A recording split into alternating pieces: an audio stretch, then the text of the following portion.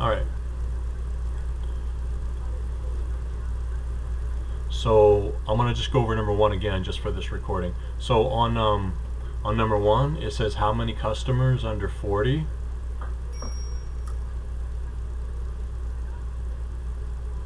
Get their information on the internet. So that's just a number. So you need to think about the number of people under 40 and also use the internet. So this box right here would represent the people under 40. So like Arlinda said before, you know that this number plus this number has to be 165, so you could subtract 165 minus 30 and get 135. So that's how you know that the answer is new people. Is B. All right. On 2, it says of all customers, what is the relative frequency? So we see that word relative frequency that a customer uses the internet. So when we see relative frequency, what do we need to be thinking about? Is or God? Yeah, it's going to be a fraction. So we need to know, you can think is over of, and remember the number that goes with the of, that's going to be your denominator. So if you go back to the problem, notice it says of all the customers. So we know that's our denominator. Of all customers. Hasib, are you finished eating? Yeah. So what is the number of customers, Hasib, from this table? 300. Yeah. Of all customers, that's talking about that number right there. So we know that that's our denominator. That's the number that goes with the of. So out of those 300 people, how many of them used the internet? That's going to be our numerator. 135. Yeah. Internet is right here. It doesn't say under 40. It doesn't say 40 and older. It says all the people. So all the people who use the internet would be 165. 165 is your fraction. Well, the answer is written as a percent. So now you would just need to take your calculator and you could just think of it as 165 divided by 300. And when you divide that, I believe you get 0.555, right? I'm just 0.5. Well, if you have a decimal, what do you do to change it to a percent? Multiply it by 100. Multiply by 100, or just move the decimal point 2 places to the right. And when the decimal moves 2 places to the right, it becomes 55. So the percent form would be 55. So that's D. On 3, we're still using the same table. Now it says among the customers getting information from the internet, we see again relative frequency. What's the relative frequency that a customer is 40 years old or older? So again, we're going to need to come up with a fraction. Our denominator is going to be the number that goes with the of. I don't see the word of in here, Arlinda. Among is also of. Among is another way to talk about of. Yeah, so you can read that as of the customers getting information from the internet. So that needs to be our denominator. So it doesn't say all the customers, it just says the customers getting information from the internet. So what would that number be, Arlinda? 165. Yeah, you're the only one on mic right now, so I'm just going to keep asking you. Yeah, so the customers getting information from the internet would be this number right here. We've got to look at internet. It doesn't say under 40, over 40. It just says all the customers getting information from the internet. So yeah, 165 is our denominator. Well, now we have to look at the rest of the problem and think about what our numerator is. What's the relative frequency that a customer is 40 years old or older? So of these 165 people, the question is, and this was 135, right? The question is our numerator going to be this 30 or is it going to be 135? It's saying a customer is 40 years old or older. Which one of those numbers represents that, Arlinda? 30. Yeah, you're looking right here, 40 and older, that number is 30. So 30 out of the 165 is your relative frequency. Our answers are written as a decimal, so if I've got this fraction, we can just divide 30 divided by 165, and when you do that on your calculator, you get 0.18181818. Yeah. And now look at the answers. A. Yeah. If you were to round this, they rounded it to the nearest thousandth, so that 1 would round up to 2. It gives you the 0.182. All right. On 4, it says frequency, not relative frequency, just frequency. That just means the number. So what's the number of customers under 40 that also use TV or newspaper? So let me erase all of this.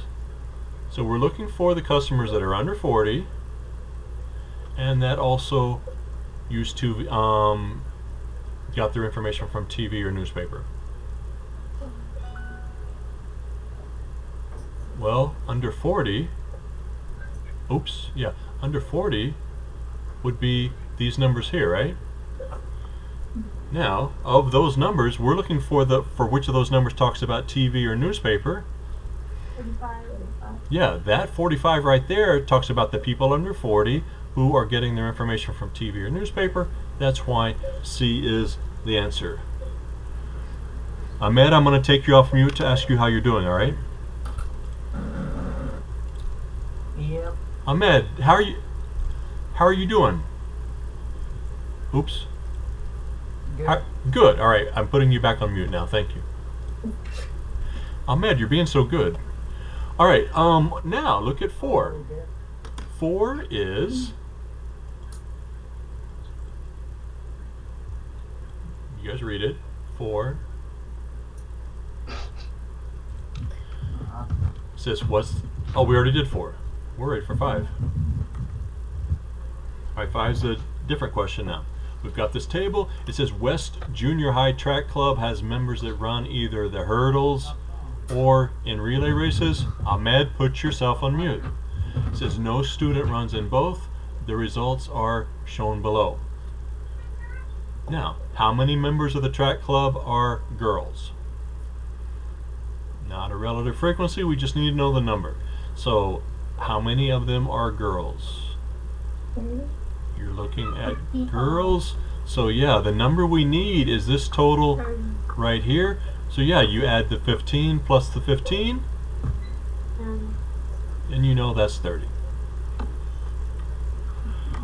On 6, of all club members, what's the relative frequency that the member's a boy who runs hurdles? So we see relative frequency. Hopefully you're thinking fraction. What do we look at in this question, Hasib, to know what the denominator is going to be? What part of this question gives us that clue?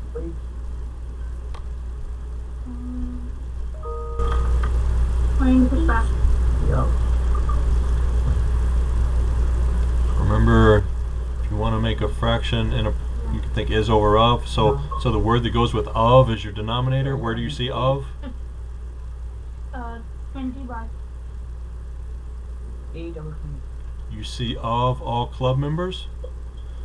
Yeah. So there's your clue telling you what your denominator needs to be. So it's asking for you to think about all club members. How many club members are there? 50. Yeah, that's just talking about the grand total. So they're asking you then, out of those 50 people, how many of them are a boy who runs hurdles? 28. 8. Boys, the boys are right here. So which one of those represents running hurdles? Yeah, the 8 would be right there. So 8 over 50 is your fraction. And if you change that to a decimal, you could think 8 divided by 50. And you get 0.16. Alright. 7, using the same table. Of the members who run relays, what's the relative frequency? So it needs to be a fraction that the member is a girl. So our denominator, Hasib, our clue for our denominator is right there. of the members who run relays. So what is the number of people who run relays? 27. Relays is right here. Yeah, so the total number is 27. So you know your denominator is 27.